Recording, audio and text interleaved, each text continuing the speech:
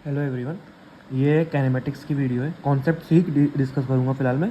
Questions next video में होंगे। Kinematics क्या होती है? काइनेमेटिक्स स्टडी ऑफ मोशन को बोलते हैं। मतलब कोई ऑब्जेक्ट है, वो कैसे मूव कर रहा है, इस चीज़ की बात करते हैं हम इसके कॉज पे अभी बात नहीं करेंगे। कॉज पे हम बात करेंगे मोशन के कॉज की एनएलएम में। फ़िलहाल हम स्टडी ऑफ मोशन की बात करते हैं। काइनेमेटिक्स भी हम दो तरीक़ों से देखते हैं, एक 1D में, एक 2D में। 1D में तब होगा जब कोई भी मोशन एकदम लीनियर हो रहा है, मतलब यूनिडायरेक्शनल है। वो आगे पीछे हो सकता है बट वो यूनिडायरेक्शनल है, ठीक है। 2D में क्या है कि ऑब्वियस बात है, 2D का मतलब है 2 डायमेंशन में होना चाहिए। 2 डायमेंशन मतलब कि वो एक इस तरफ भी मूव कर रहा है एंड वो कुछ हाइट भी का गेन करे, ठीक है। ऐसे मोशन को, फॉर एग्जांपल हमारा प्रोजेक्टाइल मोशन, ये हम 2D में स्टडी करते हैं। तो फिलहाल इस वीडियो में सिर्फ मैं 1D की बात करूँगा। इसमें हम काफ़ी चीज़ें पढ़ेंगे। कॉन्सेप्ट ऑफ वेक्टर्स हमें पता होने चाहिए क्या होते हैं। हम पढ़ेंगे स्पीड और वेलोसिटी में क्या डिफरेंस है, डिस्टेंस, डिस्प्लेसमेंट और एटसेट्रा, जितने वेक्टर्स हमारे काइनेमेटिक्स में जो बेसिक टर्म्स यूज़ होते हैं, ठीक है। हम टाइप्स पढ़ेंगे, जैसे कि एवरेज हो गया, इंस्टेंटेनियस हो गया, कि एवरेज वेलोसिटी क्या होती है, इंस्टेंटेनियस वेलोसिटी क्या होती है, ये सब पढ़ेंगे। हम पढ़ेंगे इक्वेशन ऑफ मोशन एंड उसके बाद हम कुछ केसेस करेंगे, कुछ एग्जांपल्स करेंगे कि हमारे 1D में क्या क्या आता है। फॉर एग्जांपल हम अगर मोशन अंडर ग्रेविटी की बात करें तो इसको भी हम 1D में लेते हैं, मोशन अंडर ग्रेविटी, ठीक है। तो मोशन अंडर ग्रेविटी हो गया, इसमें हम हाइट निकालेंगे कि कोई चीज़ फेंकी है कितनी ऊपर जाएगी, टाइम ऑफ फ्लाइट निकालेंगे। टाइम ऑफ फ्लाइट ये हम डिस्कस करेंगे क्या होता है। हम काइनेमेटिक्स की बात करते हैं। अब सबसे पहले हम बात करते हैं वेक्टर्स की क्या है। अगर आप लोग 11th कंप्लीट कर चुके हो, 11th में अच्छे से आपने पढ़ा था, तो आपको पता होगा वेक्टर्स क्या होता है, बट फिर भी मैं बता दे रहा हूँ। क्वांटिटीज़ जो होती हैं वो होती हैं 2 टाइप्स की। क्वांटिटीज़ होती हैं, एक्चुअली 3 टाइप्स की होती है, बट आपके सिलेबस के अकॉर्डिंग 2 टाइप्स की होती है। या तो वो स्केलर होगी या तो वो वेक्टर होगी। टेंसर क्वांटिटीज़ भी होती हैं बट वो हम डिस्कस करेंगे। स्केलर क्वांटिटीज़ जो हैं वो होती हैं वो क्वांटिटीज़ जिनके पास मैग्नीट्यूड तो होता है बट कोई डायरेक्शन ना हो। अब टेंसर क्वांटिटीज़ में डायरेक्शन हो जाती है, इस चीज़ का ध्यान देना है, बट वो फिर भी वेक्टर निकलती। क्यों? क्योंकि इसके पास मैग्नीट्यूड भी होना चाहिए, डायरेक्शन भी होनी चाहिए एंड वेक्टर अलजेब्रा को फॉलो करना चाहिए। वेक्टर अलजेब्रा को फॉलो करनी चाहिए। ऐसी क्वांटिटीज़ वेक्टर क्वांटिटीज़ होती हैं। अब वेक्टर अलजेब्रा क्या होती है? वेक्टर अलजेब्रा कुछ नहीं, बस एक बेसिक एडिशन है कि वेक्टर्स कैसे ऐड होते हैं। आपने पढ़ा होगा triangle law of vector addition या फिर पैरेललोग्राम लॉ। अब इसमें क्या होता है, हम मान लीजिए 2 वेक्टर्स ले लेते हैं। अब परपेंडिकुलर होना ज़रूरी नहीं है, ये ए वेक्टर है, ये बी वेक्टर है। हम 2 वेक्टर्स ले लिए, तो इसका जो रिजल्टेंट होगा वो कहाँ से जाएगा? वो यहाँ से जाएगा। ये हमारा a प्लस बी है। इस कंडीशन को फॉलो करें तब वो वेक्टर क्वांटिटी कहलाती है। अब वेक्टर क्वांटिटी है, अब रिजल्टेंट हम कैसे निकालते हैं? आपको फॉर्मूला पता होगा, r equals to under root a1² plus a2², अगर अलग अलग वेक्टर्स है, plus 2a1 a2 cos theta. यहाँ पे कॉस थीटा क्या होता है? Angle between these vectors. यहाँ तो मैंने 90 डिग्री बना दिया है, ऐसा हमेशा ज़रूरी नहीं है, ठीक है। ये रिजल्टेंट का फॉर्मूला होता है। अब रिजल्टेंट का एंगल भी तो निकालेंगे कि भाई ये जो एंगल बन रहा है, मान ली इसको मैं फाई ले लूँ, ये एंगल क्या है, तो मैं tan फाई का फॉर्मूला लिख सकता हूँ। क्या लिख सकता हूँ भाई? मैं क्यों लिख सकता हूँ? मैं लिख सकता हूँ इसको a2, या फिर यहाँ पे जो एग्जांपल दिया उसके अकॉर्डिंग बात करें तो b साइन फाई अपॉन में a plus B cos phi. अब ये और ये आया कैसे, ये जानना है, तो इसके लिए नेक्स्ट पेज पे चलते हैं। हम बात करते हैं आए कैसे फॉर्मूला। मान लीजिए मैंने एक ये लिया ट्रायंगल। अब इस ट्रायंगल में मैंने इसको ए लिया, इसको बी लिया, ये मेरा थीटा एंगल है। मैं यहाँ से परपेंडिकुलर ड्रॉप करता हूँ यहाँ पे, एंड ट्रिग्नोमेट्री हमने पढ़ रखी है, उससे मुझे ये पता है कि जो सामने वाली साइड होती है वो साइन होती है, जो नीचे वाली होती है वो कॉस होती है। अब मैं यहाँ पे ये लिख सकता हूँ, मैं हाइपोटेनियस बी है मेरा, इतना पार्ट मेरा कुछ भी ले लेते हैं। मुझे क्या पता है? मुझे ये पता है कि ये वाली जो साइड है परपेंडिकुलर इक्वल्स टू, डायरेक्टली आप नहीं बता पाएंगे तो मैं लिखता हूँ sine theta equals to perpendicular upon hypotenuse. Hypotenuse मेरा बी है, तो मतलब परपेंडिकुलर क्या हो गया? B sine theta. B sine theta, ये हो गई मेरी बी साइन थीटा। ये वाली तो मुझे फिर पता ही चल जाएगी क्या होगी, बी कॉस थीटा।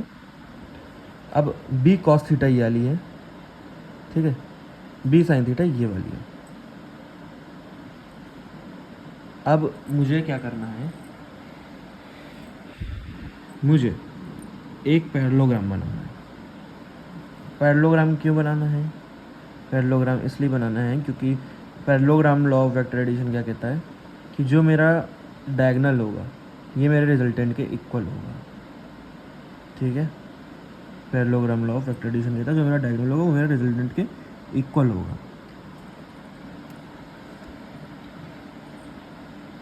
ठीक है। अब यहाँ पे हम रिजल्टेंट निकालेंगे। वैसे मैंने ये बना दिया है तो आपको एक चीज़ तो समझ में आ रही है कि ये एंगल निकालना आसान है। क्यों आसान है, क्योंकि ये जो परपेंडिकुलर है वही सेम परपेंडिकुलर यहाँ पे भी होगा, बी साइन थीटा। मुझे क्या पता है ये डिस्टेंस क्या है, बी कॉस थीटा। तो मैं tan फाई क्या लिख सकता हूँ, परपेंडिकुलर अपॉन बेस। परपेंडिकुलर क्या है, B sine theta, B sine theta upon में बेस क्या है, B cos theta, B cos theta है, प्लस यहाँ से लेके यहाँ तक ये डिस्टेंस मेरी कितनी है, प्लस a1, ठीक है। दूसरी चीज़, ये जो रिजल्टेंट है ये कैसे निकालूँ, पाइथागोरस थ्योरम यूज़ करूँगा। मैं रिजल्टेंट को क्या लिख सकता हूँ, under root of A square plus B square होती है पाइथागोरस थ्योरम। तो ये मेरी क्या होगी, ये डिस्टेंस कितनी है, ए प्लस बी कॉस थीटा, ए प्लस बी कॉस थीटा का होल स्क्वायर प्लस ये डिस्टेंस कितनी है, बी साइन थीटा का होल स्क्वायर। तो आर की वैल्यू मैं यहाँ पे लेता हूँ और मैं ब्रैकेट खोलता हूँ, ए स्क्वायर आएगा प्लस 2ab कॉस थीटा आएगा plus B square cos square theta plus B square sine square theta, ठीक है। किसी को कोई डाउट हो तो वीडियो थोड़ी पीछे करके देख सकता है, नहीं तो पूछ लेना एक बार। ए स्क्वायर मैं ऐसे रहने देता हूँ, ये टर्म भी ऐसे रहने देता हूँ। इसमें और इसमें अगर मैं बी स्क्वायर कॉमन लूँ, थोड़ा स्टेप गैपिंग कर रहा हूँ, बी स्क्वायर कॉमन लूँ तो cos square theta plus sign square theta क्या होता है, 1 होता है। तो मैं यहाँ पे क्या लिख सकता हूँ, A square plus 2ab cos theta plus B square. ये मेरा रिजल्टेंट का फॉर्मूला आया, ये मेरा एंगल निकालने का फॉर्मूला आया, ठीक है। वेक्टर एडिशन में ये चीज़ समझ में आई हमें। अब मैं वैसे वेक्टर इस चैप्टर में मुझे पढ़ाने की कोई नीड नहीं है, नीड इसलिए नहीं क्योंकि देखो हम मोशन अंडर 1D की बात कर रहे हैं, मतलब कि सब कुछ क्या है एक डायरेक्शन में है, तो मैं सिंपली ऐड कर सकता हूँ, बट क्योंकि मुझे और कॉन्सेप्ट समझाने हैं जो आगे वाले चैप्टर्स में काम आएंगे इसलिए मैं नहीं कर रहा हूँ। हमें क्या पता है बचपन से जैसे हम पढ़ते आ रहे हैं, हम बात करते हैं कि स्पीड, वेलोसिटी, डिस्टेंस, डिस्प्लेसमेंट, ये सब क्या होता है। तो डिस्टेंस क्या होता है, डिस्टेंस है कि मैं एक पॉइंट पे हूँ, मैं दूसरे पॉइंट पे गया, मैंने कितना ट्रैवल किया, ये मेरा डिस्टेंस हो गया। बट डिस्प्लेसमेंट अगर निकालना है तो डिस्प्लेसमेंट क्या होगा, वो शॉर्टेस्ट डिस्टेंस या स्ट्रेट लाइन, ठीक है। अब डिस्प्लेसमेंट वेक्टर क्वांटिटी, तो डिस्प्लेसमेंट का एडिशन मुझे वेक्टर लॉ से करना पड़ेगा, बट डिस्टेंस का एडिशन मैं डायरेक्टली ऐड करूँगा, ठीक है। मतलब कि डिस्टेंस मुझे ये सब डायरेक्टली ऐड करना है और डिस्प्लेसमेंट में मुझे वेक्टर लॉ लगाना पड़ेगा। बट मैं 1D की बात करूँ, अब भाई ये सब तो 2D में होगा, 1D में तो एक स्ट्रेट लाइन ही है, तो मतलब डिस्टेंस और डिस्प्लेसमेंट इक्वल हो जाएगा इसमें 1D में। सिमिलरली स्पीड वेलोसिटी हो जाएगा, स्पीड वेलोसिटी भी हो जाएगा, ठीक है। अब मैं बात करता हूँ, स्पीड वेलोसिटी हो गया,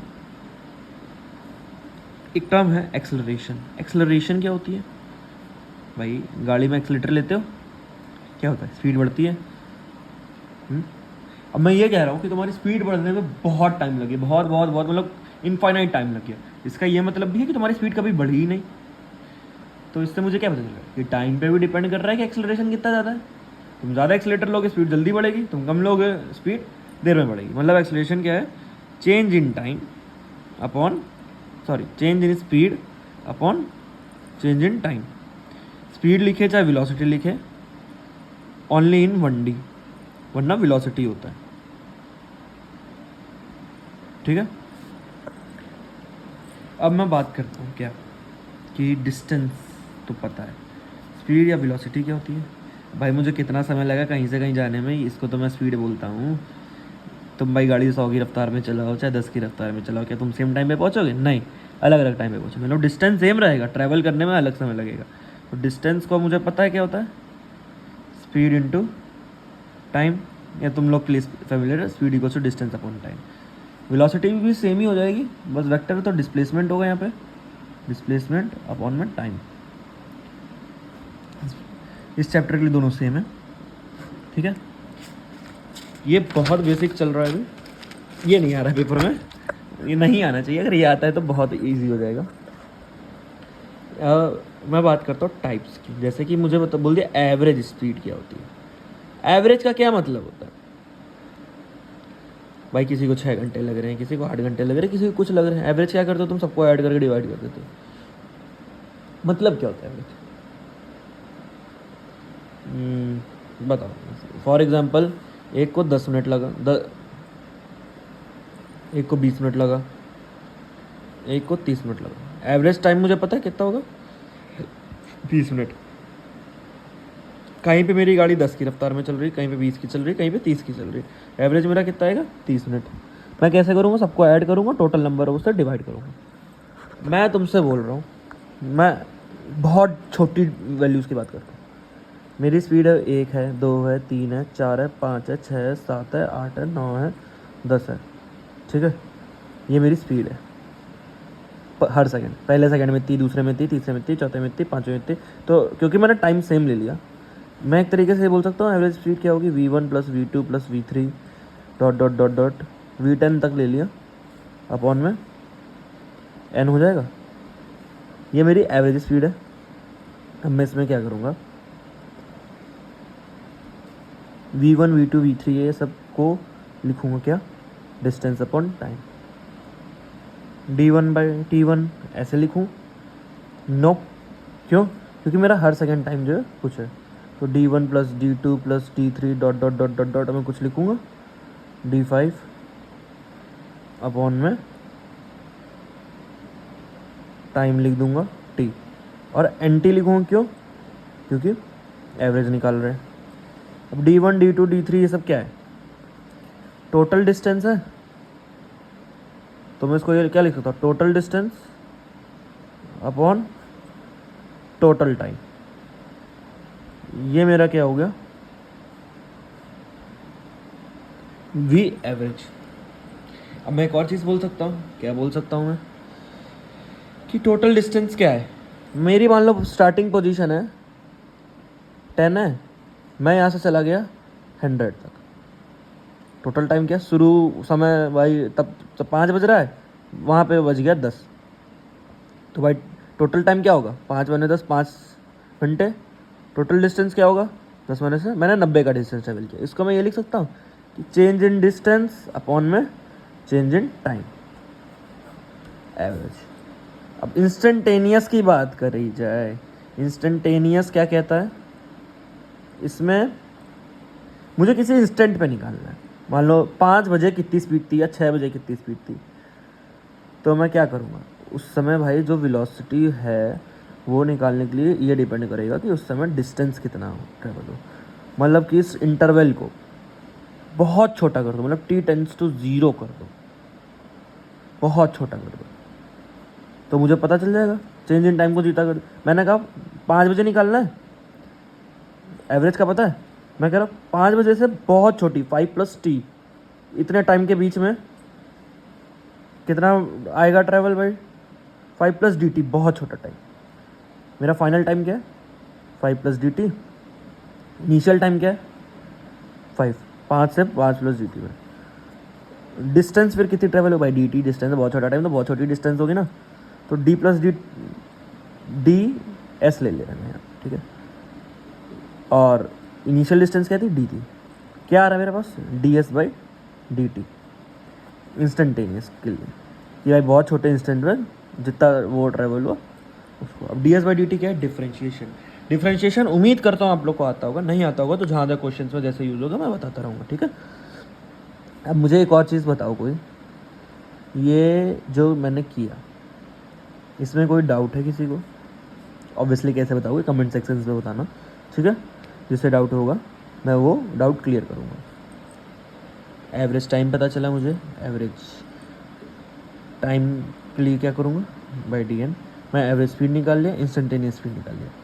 मान लो मुझे कोई इक्वेशन दी है, मुझे एवरेज स्पीड निकालनी है, इंस्टेंटेनियस स्पीड निकालनी है, मैं कैसे निकालूंगा? मान लो मेरी इक्वेशन है x इक्वल्स टू 40 स्क्वायर। अब ऑब्वियसली ये क्वेश्चंस की वीडियो नहीं तो बहुत बेसिक से स्टार्ट करता हूँ। x मेरा क्या है, डिस्प्लेसमेंट, तो dx/dt मैं डायरेक्टली कर दूंगा 2t, 2 बाहर आएगा 4t मतलब 8t। अब यहाँ पे टाइम जिस इंस्टेंट में पूछा होगा वो रखूँगा तो मेरी वैल्यू आ जाएगी किसकी, dx/dt की। बट अगर मुझे एवरेज निकालना है, वी एवरेज, तो मैं क्या करूँगा, 4/t2 का स्क्वायर माइनस 4/t1 का स्क्वायर, ये मेरा आएगा अपॉन में t2 minus t1। V average के लिए मैं ये करूँगा, ठीक है। अब किसी को डाउट है ये कैसा है तो मैं बताता हूँ। डिफरेंशिएशन जो होता है, मान लो मुझे डिफरेंशिएट करना है, डिफरेंशिएशन होता क्या है। अब क्योंकि मैथ्स की क्लास नहीं चल रही है तो मैं उतना डिटेल में नहीं बताऊंगा, मैं डायरेक्टली फॉर्मूले से बता रहा हूँ। अगर मैं मैथ्स की कभी वीडियोस डाला तो मैं उसमें बताऊँगा, ठीक है, बहुत डिटेल में बताऊँगा उसमें। अभी यहाँ पे सिर्फ डायरेक्ट फार्मूले देते हैं। जैसे मैंने x की पावर n का मुझे डिफरेंशिएशन करना है तो ये होता है n बाहर आ जाता है, n बाहर आया, x की पावर n-1, ठीक है। अब मैंने ये फार्मूला यूज़ किया तो मैं ये वाला बताया हूँ, जब मैं आगे जो यूज़ करूँगा मैं वो बताऊँगा, ओके। इंस्टेंटेनियस पता चला, एवरेज स्पीड पता चला। अब इंस्टेंटेनियस स्पीड हो गई, एवरेज स्पीड हो गई, अब इनका करूँ क्या? देखो कुछ इस टाइप के क्वेश्चन आएंगे, इक्वेशन दी होगी, इंस्टेंटेनियस, एवरेज, ये सब तुम निकालते हो, नहीं होगा ये क्वेश्चन बनाओगे तब निकालोगे। इस चैप्टर में एक चीज़ बहुत आती है, ग्राफ्स। अब ग्राफ्स कैसे होते हैं, फिर से बेसिक मैथ्स। चैप्टर का नाम यार कैनेमेटिक्स, इस जगह बेसिक मैथ्स रख देना चाहिए था। देखो मान लो मुझे ग्राफ बनाना है, तुमने मैथ से पढ़ा होगा पैराबोला का ग्राफ, हाइपरबोला का ग्राफ या किसी भी चीज़ का ग्राफ। तो उन सारे ग्राफ्स की जो इक्वेशन होती है बेसिकली से y=mx+c क्या होता है, मेरा स्ट्रेट लाइन है, y=4ax क्या है, मेरा पैराबोला है। तो ऐसी जो इक्वेशंस होती हैं, मुझे ऐसे इक्वेशंस बनानी है और ग्राफ प्लॉट करना होगा। इस टाइप के क्वेश्चंस हो सकते हैं। किसी की इक्वेशन दी है तो किसी दूसरे की बनानी है, मान लो मुझे x और t की दी, मुझे v और t की बनानी है, मैं कैसे बनाऊंगा? मुझे पता है dx/dt क्या होता है, v, तो मैं dx/dt करके x की इक्वेशन को डिफरेंशिएट करके v निकाल लूँगा, फिर मैं v और t का ग्राफ बनाऊँगा, ठीक है। ऐसे ही अलग अलग चीज़ें होती हैं। अब मैं इक्वेशन ऑफ मोशन की बात करता हूँ। डेरिवेशंस बहुत कम कराऊँगा मैं। अगर तुम लोगों को डेरिवेशंस चाहिए तो मुझे कमेंट सेक्शन में बता देना, मैं डेरिवेशंस की वीडियोस अपलोड कर सकता हूँ अलग से। फिलहाल मैं डायरेक्टली तुम लोगों को बता दूँ। Equation of motion, first equation of motion क्या होती है, v=u+a_t। Second equation of motion क्या होती है, s=ut + at²। एंड थर्ड क्या होती है, v²=u² - 2as। ये मेरी 3 इक्वेशन ऑफ मोशन है। इन पे बेस्ड क्वेश्चंस आते हैं। ऑब्वियसली ये चैप्टर क्वेश्चंस वाली वीडियोस में ज़्यादा अच्छा लगेगा, ठीक है। टॉपिक हमारा एक आता है motion under gravity. Motion under gravity,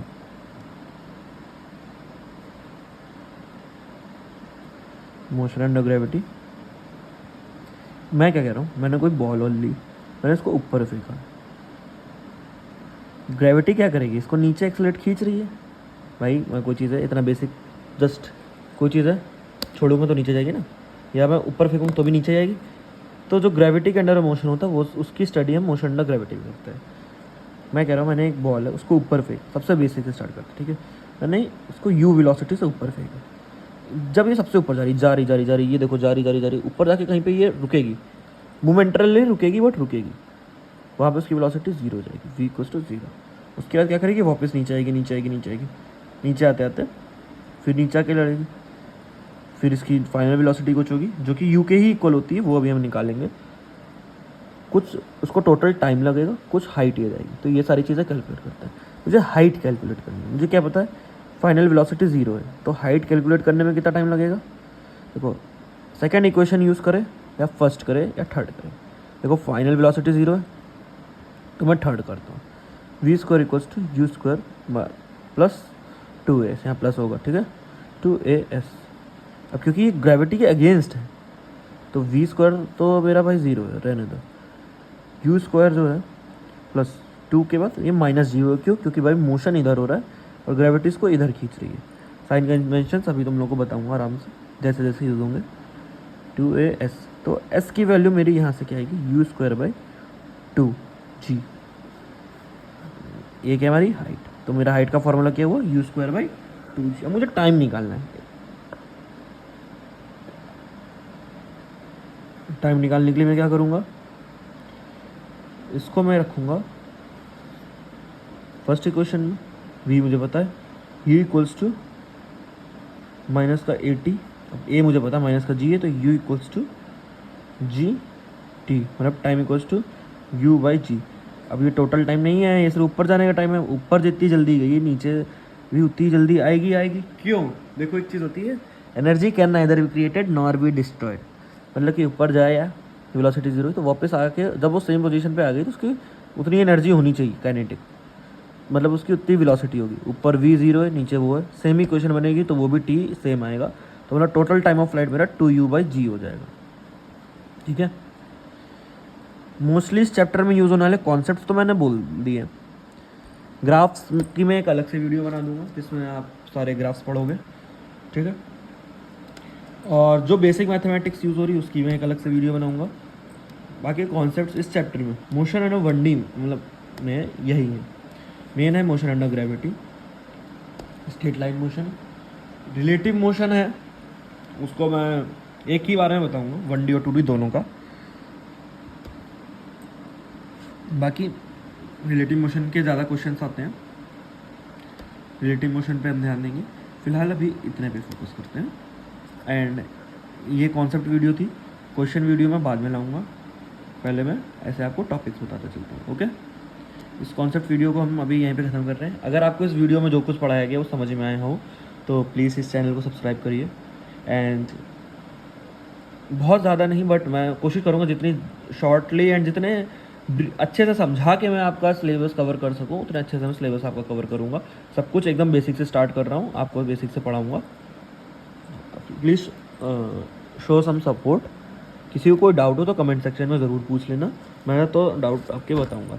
अभी जो बताया इन टॉपिक्स में कोई डाउट हो, इसमें अभी इस चैप्टर के काफ़ी टॉपिक्स मैंने अभी नहीं बताए बट वो उतने नीडी नहीं है। एंड जो है रिलेटिव मोशन है तो उसको मैं एक बार में बताऊँगा, 1D 2D दोनों का। तो उसके बाद मैं नेक्स्ट टॉपिक रखूँगा आपके लिए 2D मोशन, ठीक है। Thank you.